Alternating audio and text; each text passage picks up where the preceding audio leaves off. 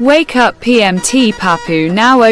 अच्छा सर आपण एबे जो कहिले जीशु ईश्वर अटंती ताहा आपण बाइबल रु प्रमाण करके देखै परिबे कि? निश्चित रूपे बाइबल रे लेखा अछि माथ्यू पुस्तक 1 अध्याय 23 पदरे जो पुत्र जन्म ग्रहण करिवे ताहाकर नाम इमानुएल।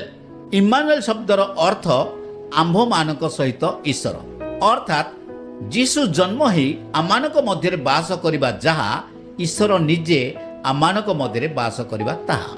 पुणी बाइबल रे लेखा अछि जिसाय 9 अध्याय 6 पदरे से होउछंती पराक्रांत परमेश्वर। देखंतु का विषय कहगला? जीशुଙ୍କ विषय कहगला से होउछंती पराक्रांत परमेश्वर।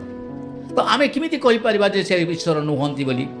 से निश्चित रूपे जणे परमेश्वर अटंती। एक कथा मते कुआ जाईची से जिसाय 9 अध्याय 6 पदरे से होउछंती अनंत कालीन पिता। तार अर्थ अनंत काल पर्यंत से पिता अटंती।